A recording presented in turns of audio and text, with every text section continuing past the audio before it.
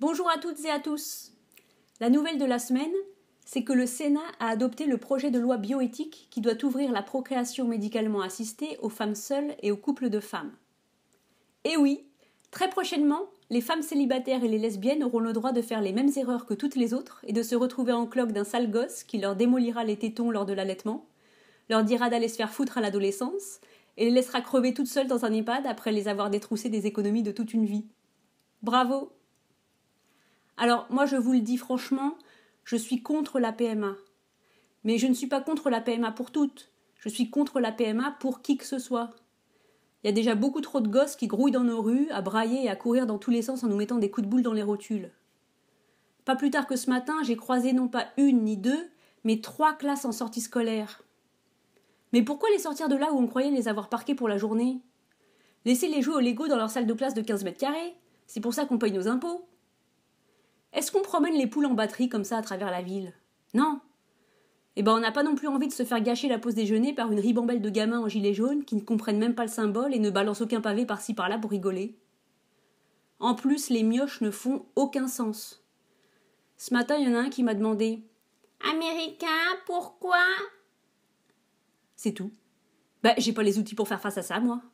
Alors retourne à la cave et ferme la porte derrière toi.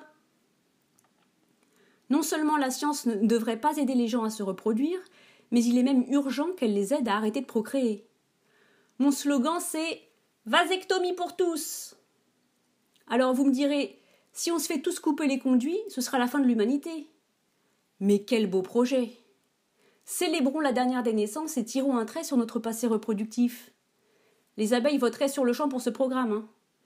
Quand le dernier humain aura poussé son dernier soupir, les autres espèces vont faire une teuf de ouf. Les koalas seront en goguette. Ah ben en ce moment ils sont dégoûtés les koalas. Hein. Les humains, d'abord ils nous foutent le feu au poil avec leurs conneries, et après ils se prennent en photo en train de nous donner le biberon pour se faire mousser sur Instagram, les bâtards. Et les orang-outans qu'on assassine pour produire l'huile de palme qu'on fourre dans le Nutella, on en parle? Et qui c'est qui braille pour en avoir dans son goûter du Nutella? Le mioche. Le mioche est donc le premier prédateur de l'orang-outan. Et de mes rotules.